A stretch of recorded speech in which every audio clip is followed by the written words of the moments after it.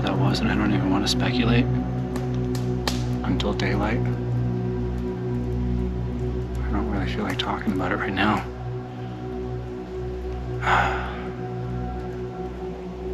Daylight can't come soon enough.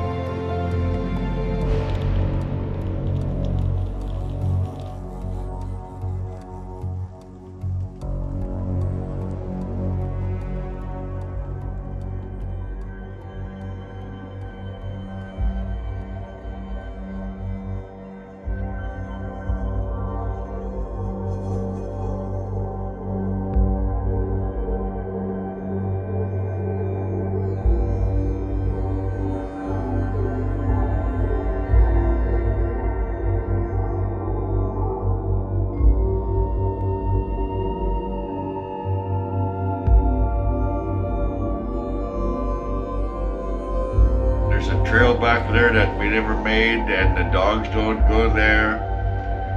And a few times I heard the big splashes back there, but it stays out of sight. And I don't know what it is. It's not a bear. One of my cousins, he heard that screeching sound. He heard it down by the water, and he imitated it. And then within a minute, it was across from his house in the bushes and made the same sound.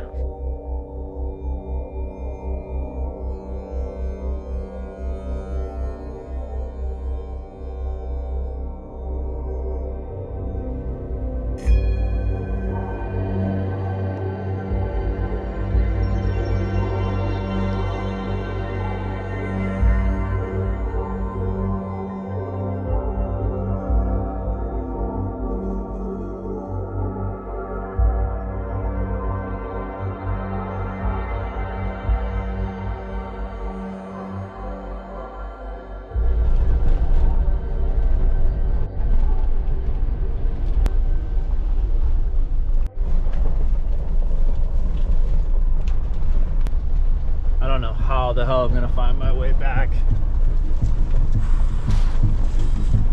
Yeesh.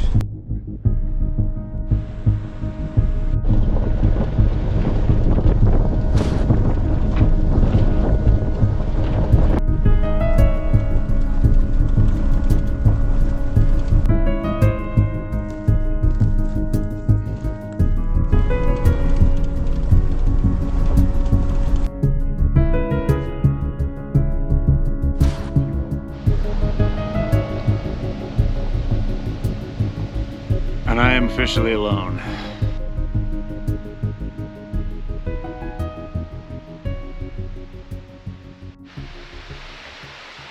This is an area red hot with sightings and activity.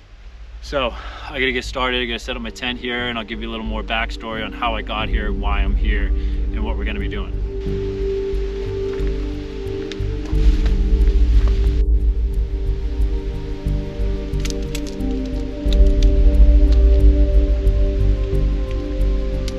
I reached out to the right people who connected me with local people here in Vancouver Island, told me what to look for, told me where to go, told me who to talk to. Basically, I followed a guy named Cameron up here after talking to him ahead of time. He led me up to these forestry roads to a place that he knows is hot. So he is out in these areas all the time. And not only has he had his own firsthand experience, plus multiple other experiences, he knows a lot of people who have had their own encounters. Vancouver Island, I feel like I've just jumped into the deep end here, so let's go.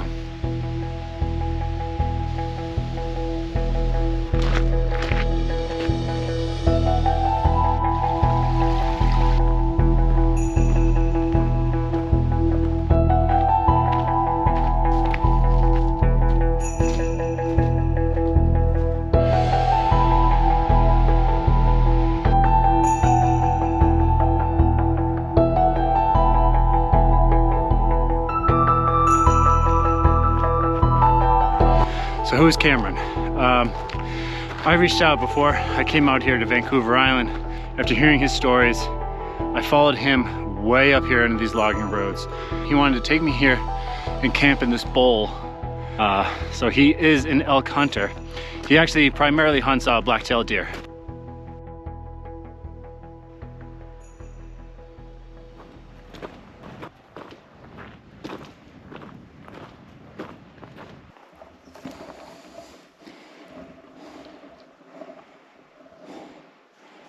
Facing the road. Clearly anybody could snap this. This is very thin. But yeah, you know, facing the road in the squashiest possible place starts to be a bit of a thing that you notice when you're out in these areas. Male bears will do that to express dominance to other male bears by snapping certain trees.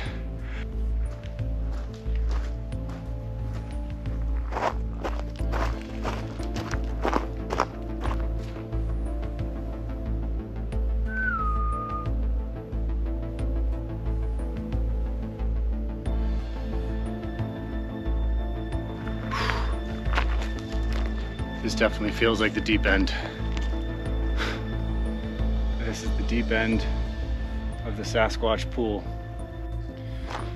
Well, if it's black bears that are snapping those trees, which by the way, basically completely coincide with Bigfoot habitat all over North America, if it is them who are snapping them, well then why are they always facing the road? Why are they always facing the same way?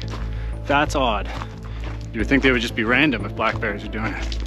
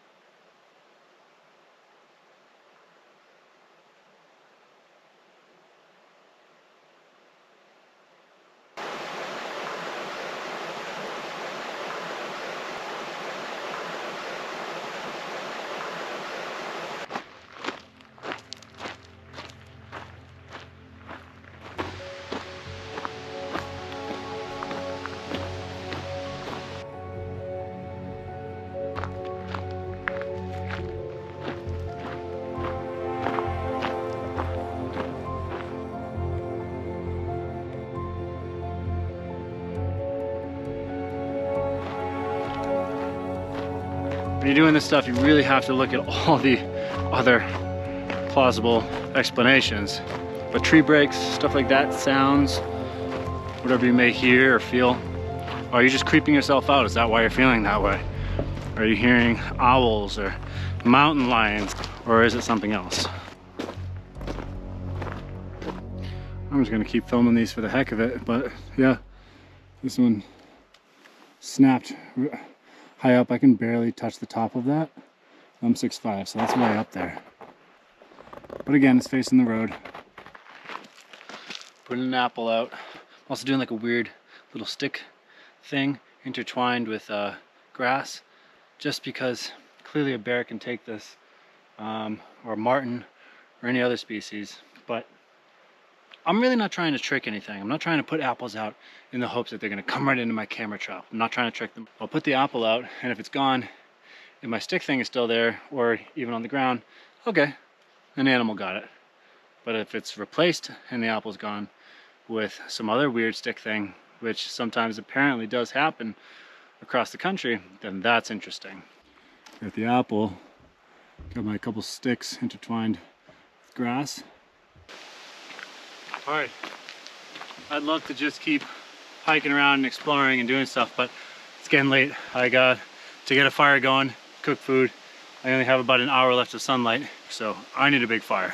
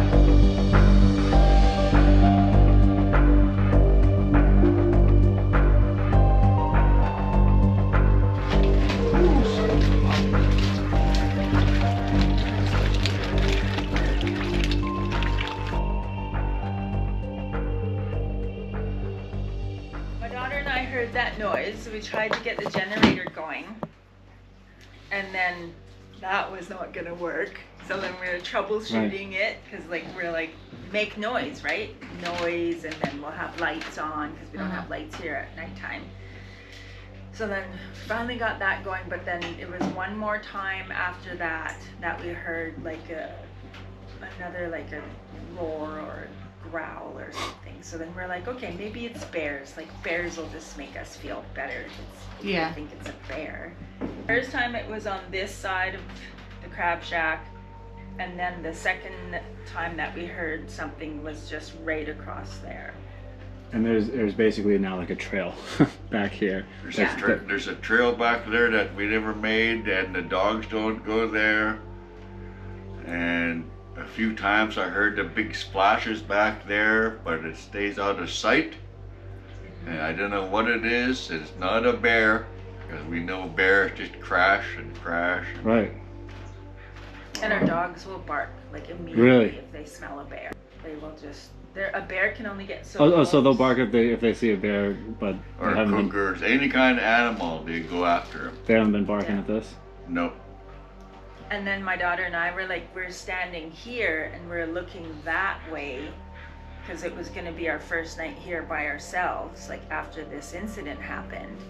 So we're like, okay, well, we're okay, right? And then we have a motion light back there, and it just kept going off. And we're both here.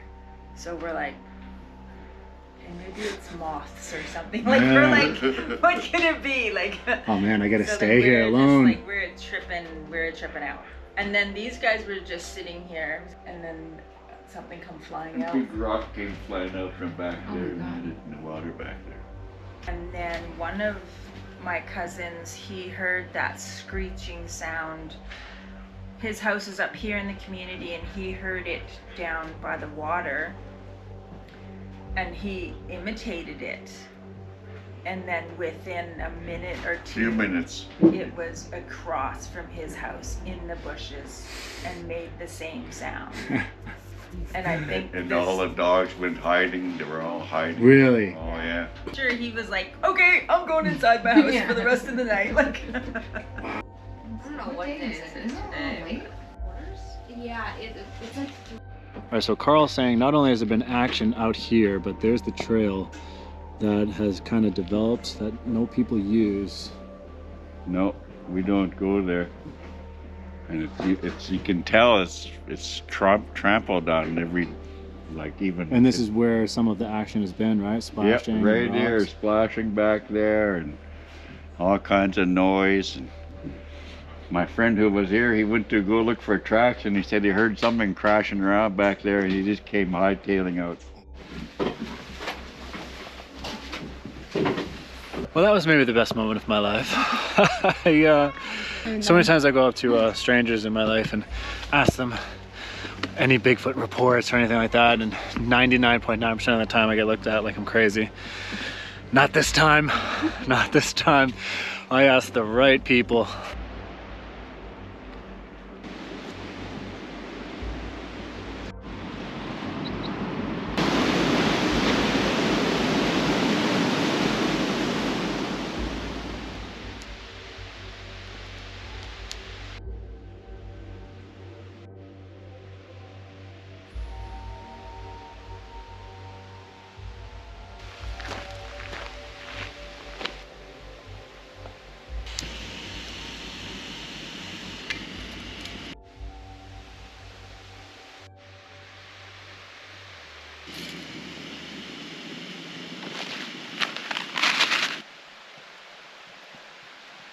Okay, I already heard a sound.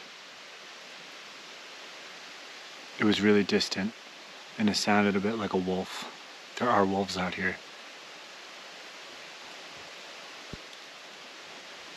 But it sounded different than a wolf.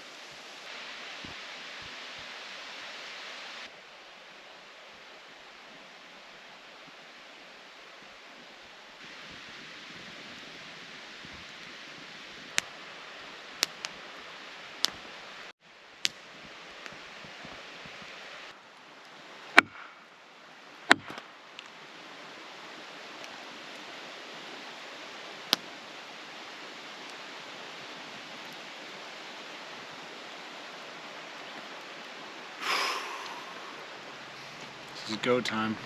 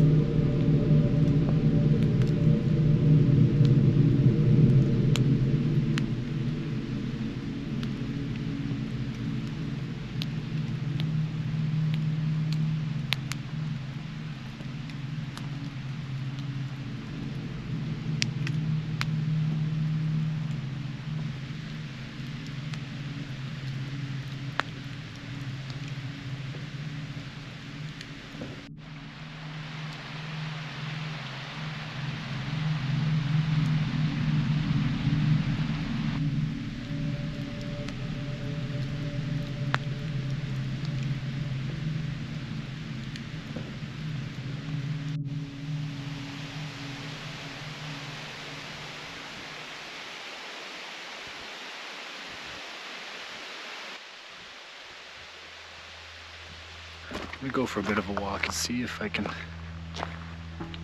hear anything, see anything, make some knocks, see what happens.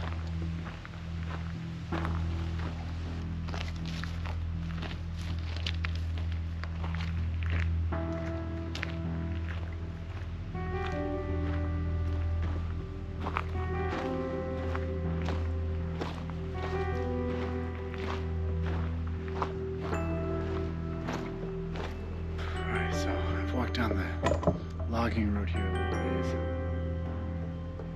It's quiet.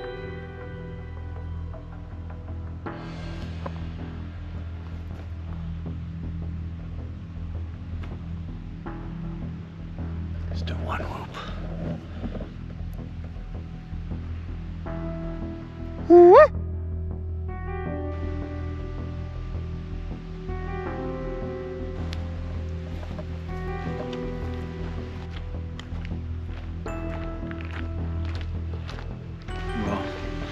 As much as I am creeped out to be here, I also have to kind of just sit back and say, wow, I am here on Vancouver Island, all alone on a remote logging road under the stars. So you also have to kind of put things in perspective. Yes, it is scary, but it's also exhilarating. It makes you feel alive to be out here in places like this. Places I talked about and dreamed about and heard about as a kid. A place like Vancouver Island. Somehow I'm here now.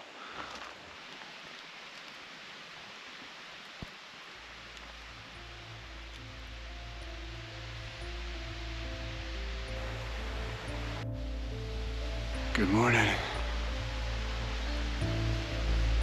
Kind of forgot where I was when I woke up. And then it hit me. Wow.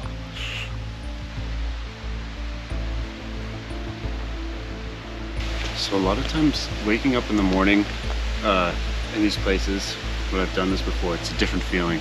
Like any odd feeling you had at night is gone in the morning. It's not the case right now. It feels very squatchy. I don't know if it's the mood that I just woke up into and everything's very gray. So I gotta have some coffee and settle in.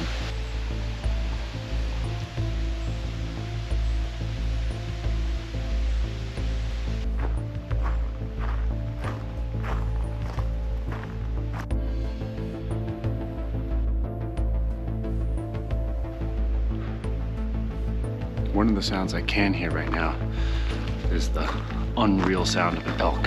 One, because there's elk here, and two, it's the rut. We are in the fall, which is when the bulls make that screaming sound.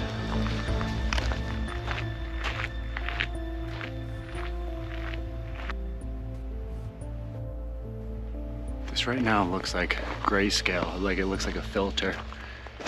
be put on a video and editing it to make it look a certain mood.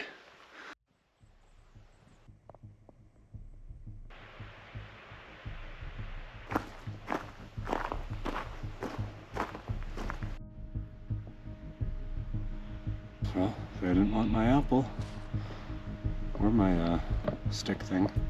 Maybe it's not the right type of apple, or maybe they're not here at all, or maybe they don't exist. I don't know. I'm pretty much team they very much exist. Yeah.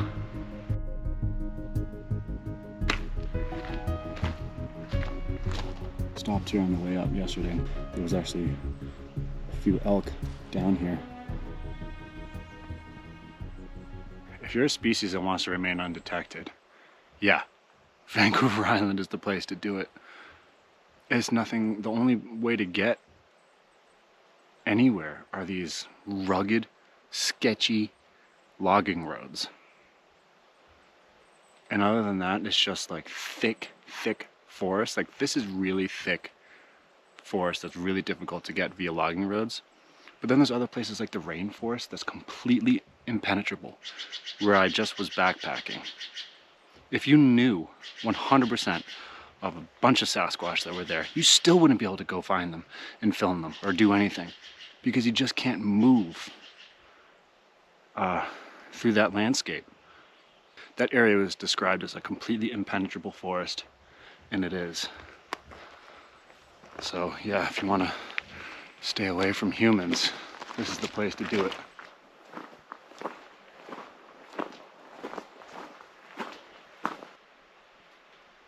It's interesting, you know, it would have been cool if like the apple was gone. It was like a gift exchange or something like you hear about. Or maybe they didn't want the apple, and it was just they were just appreciating the gesture. Like a gift you get from somebody and you have to pretend to like it. I have a long drive down these logging roads. Also just hope I remember the way, because I am trying to catch a water taxi that's going to take me out to a very remote part of an island in Clayoquot Sound that has had a lot of activity over the years.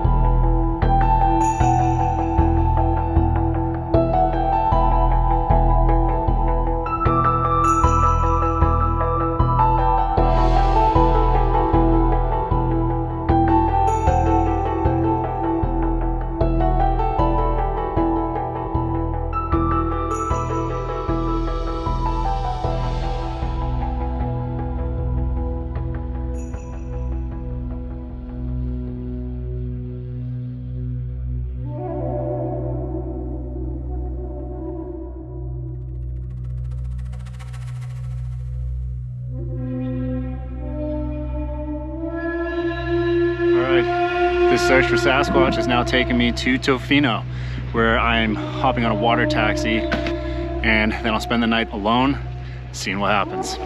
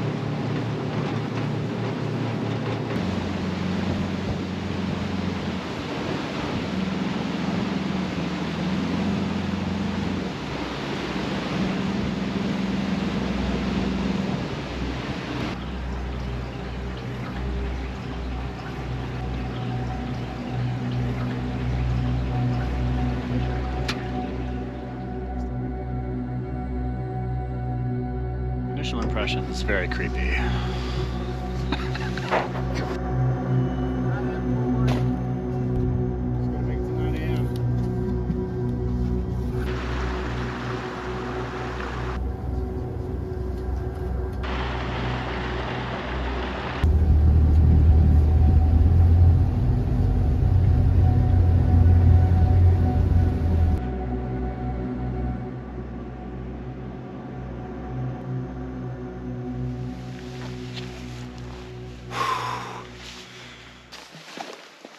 Alright, so behind me is this cabin that I'm going to avoid entirely. I think I'm going to start with getting a big fire going.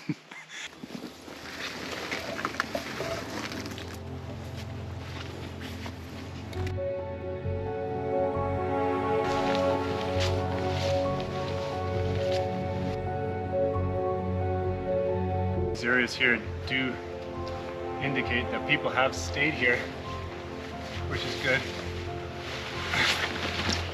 My psyche right now. Big old growth behind us here. And I'll tell you right now, I don't know what I'm going to do if I experience something tonight. There's no getting out of this. This cove itself was recommended as a place where people don't really go. And it's on an island with a lot of sightings, Sasquatch sightings. It's very, very still here.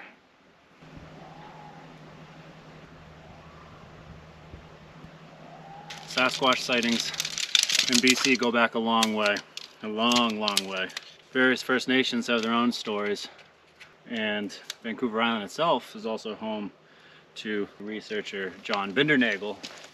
He moved out here to do his own research after finding some legit set of tracks. So I guess, John, this is for you.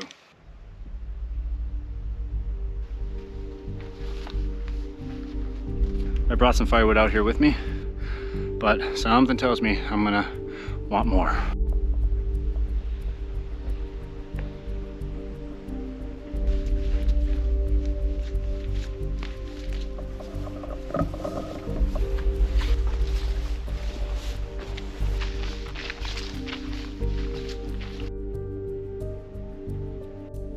Have heard fish jumping and splashing, so I'm gonna have to remember that when I hear big splashes at night, that it's fish.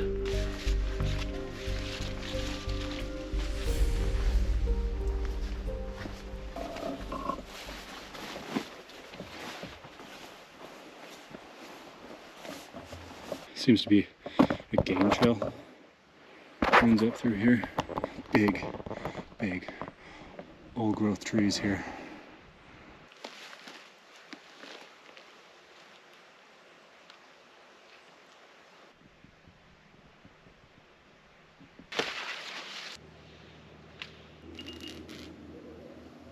Set up my fire here.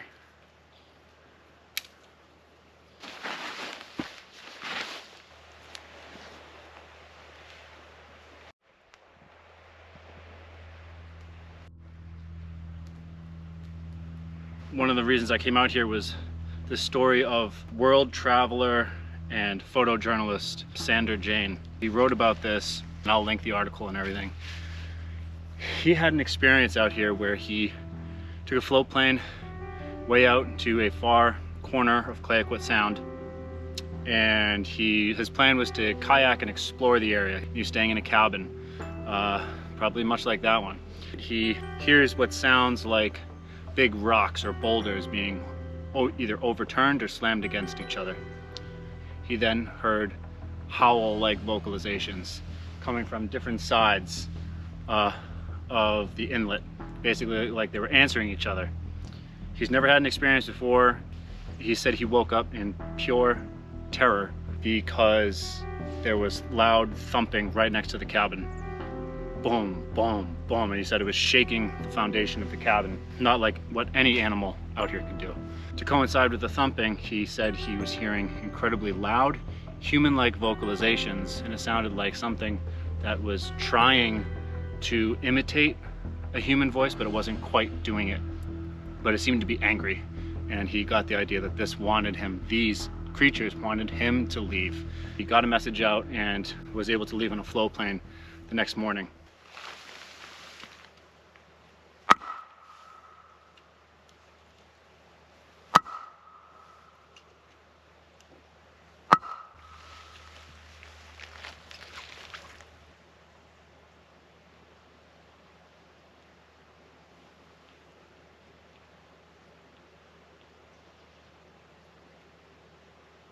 I really wish I could camp down here where it's a little more open.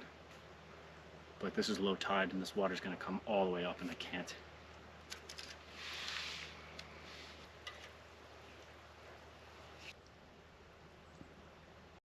I do have to be careful for black bears as well coming down into these areas. Got my bear spray. And it's obviously a common place for mountain lions, this area, and wolves, coastal wolves.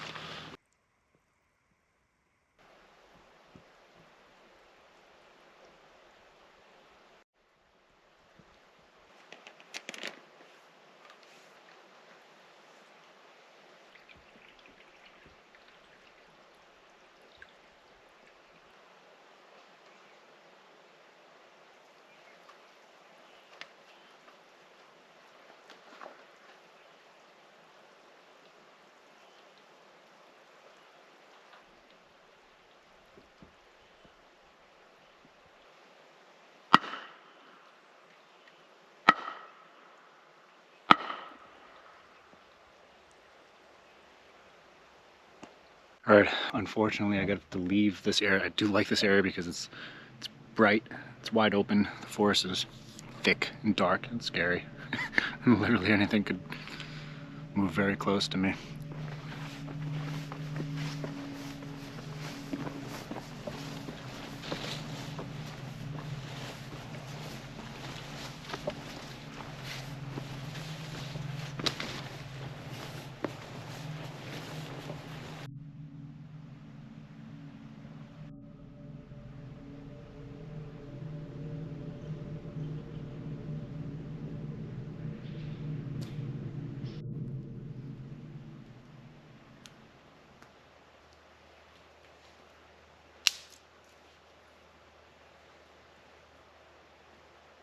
Someone tells me it's gonna be a night where I don't get much sleep.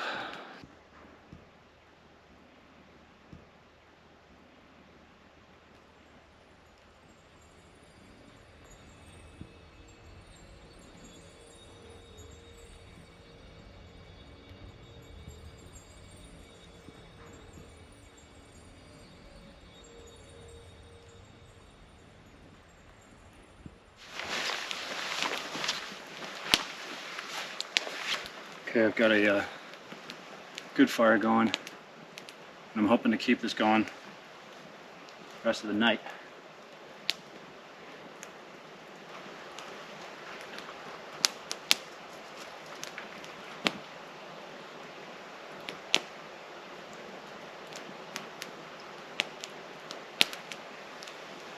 Man, every sound is creeping me out.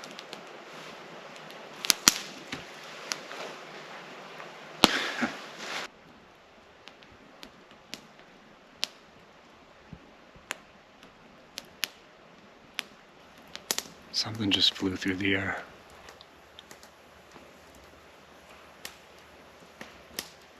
I don't know what it was, but something flew through the air. Oh man.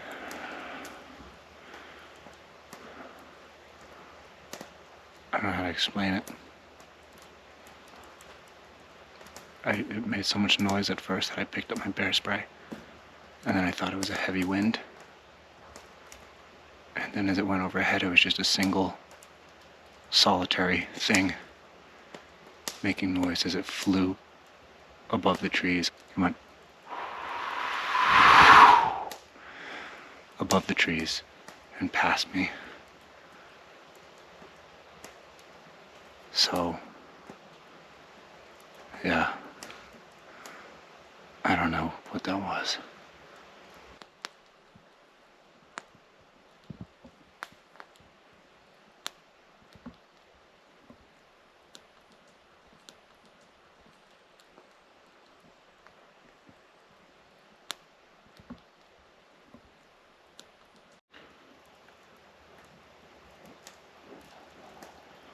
I really don't know what that was, and I don't even want to speculate until daylight.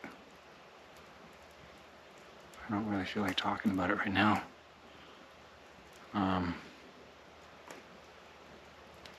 But yeah.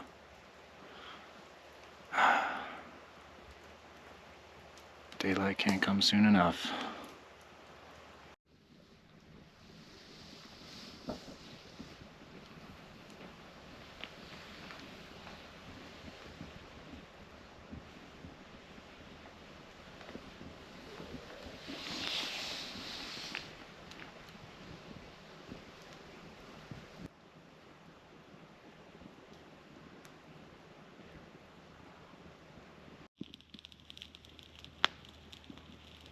Something just snapped behind me, maybe on the other side of the inlet. I'm so used to just hearing creepy things right now though that I'm kind of just trying to get through it. I'm just trying to focus on the fire.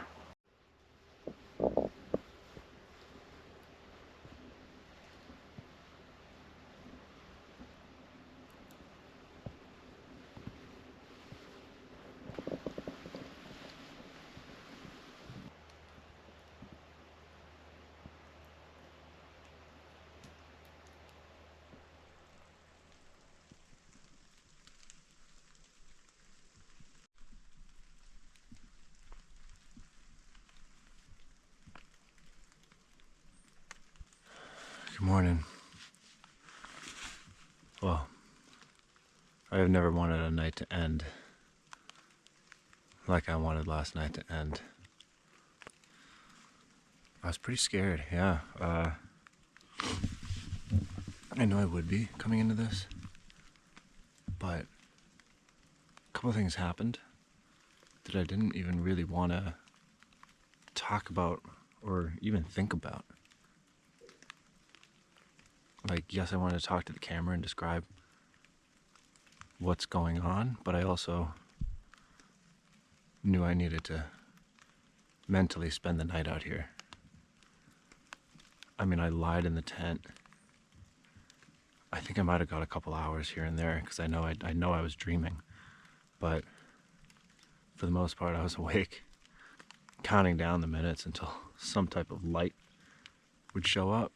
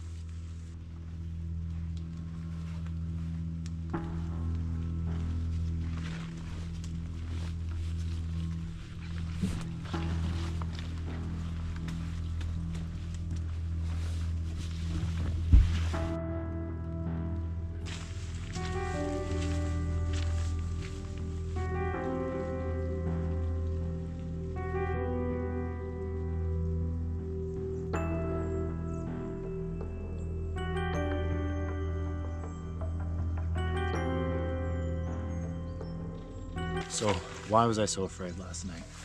I was sitting by the campfire, and after the sun went down, I heard something flew over the top of the trees. Like, I'm not out here doing UFO stuff. I'm not even thinking about UFOs. I'm out here doing Bigfoot stuff and nature stuff. But that's what that was. I thought something was coming through the woods, so I quickly grabbed my bear spray. It got louder, but then it sounded more like like a big, heavy wind gust was coming through the trees. And I was like, just thinking, okay, all right, it must be like the first wind gust of like the storm that's moving in or something. I looked up as it passed, exactly identify where it was, but there were no lights, and it scared the crap out of me. And I tried to think of what that could be, and it's not a bird around here. And like I said, it would have to be infinitely bigger for it to make a sound. It's a loon. And it would have to be like in dive mode. Maybe like a drone. But who the hell's operating a drone out here? And it wasn't a drone. And then throughout the night, I was just hearing things. I just lied in the tent. I didn't want to sleep. I was too afraid to sleep, really. I mean, I do this stuff. It's not like, this isn't my first time, but this is the first time I felt fear just the entire night, and just really, really, really wanting the night to end. Just checking the shoreline here for tracks. If anything came in last night, there was a lot of noise. There was a lot of different types of noises. And some of them was a lot of splashing out here in the water. I just would write it off because I was seeing so many fish. I would just write it off because I was seeing so many fish jumping earlier in the day. But it was interesting because like anytime that I would like move or make a noise, the splashing would stop.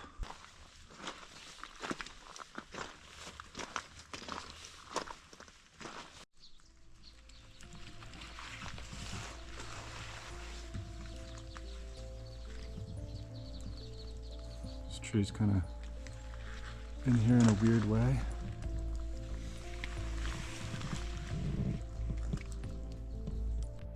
It's that same tree. It actually, if you can follow it, it goes up and bends over.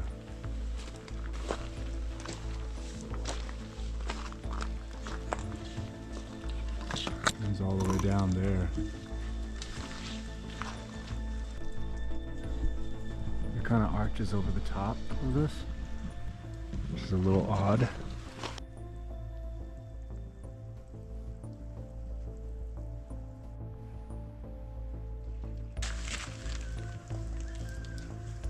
I'm now underneath these big trees that kind of droop down, but over the top of it is this tree that maybe came here from the water, I guess, but it's also arched over a bunch of trees in a really weird way.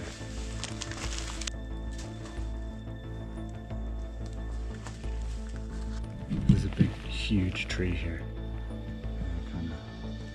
This might be like where animals, you can tell, animals use this walkway here, and it's matted down where I am right now. And like somebody could bed down here.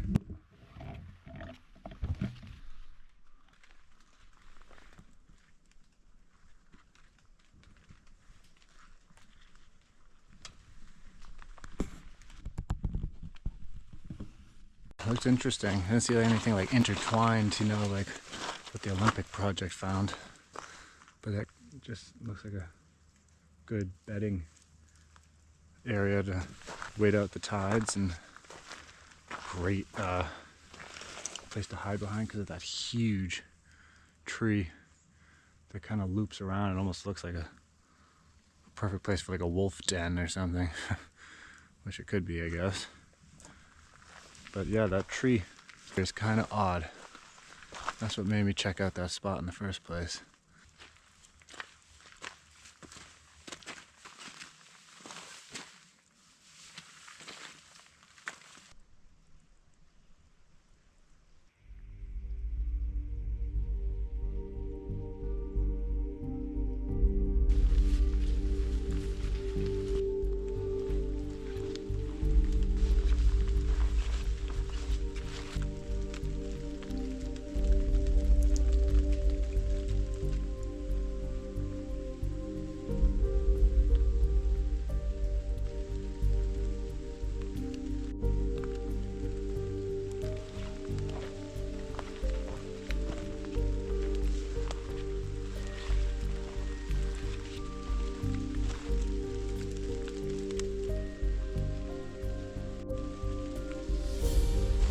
They didn't want my apples again.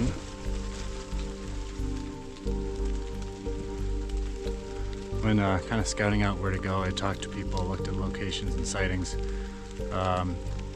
including the people who operate these water taxis, and he said that well, nobody comes out here, so that's why I came. And it's just kind of a lush, obviously perfect spot with a freshwater water source coming down all the way onto the beach with a really hidden, quiet, calm cove that gets a lot of fish. And he said if I was a Sasquatch, that's where I would be.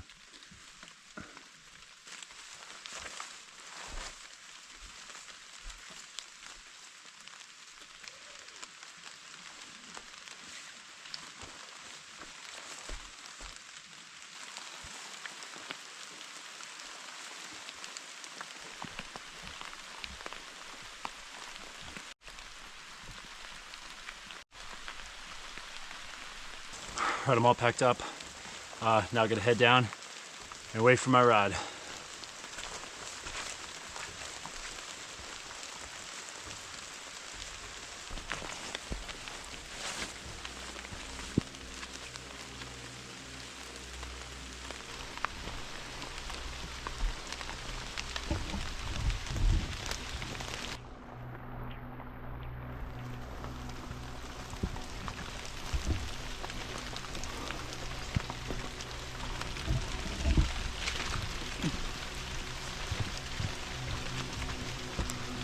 Well, it's been a pretty crazy time out here in Vancouver Island. Going up to Nahmint Lake with Cameron, taking a ton of time out and showing me around, and then taking a water taxi out here to this place. I mean, this is like, if I was jumping into the deep end in Nahmint Lake, I jumped into the ocean when I came out here. But man, that feeling, I can't really explain it. I can't really explain it until you're out here all alone, seeing that boat drive away. But now I'm waiting for it to come back.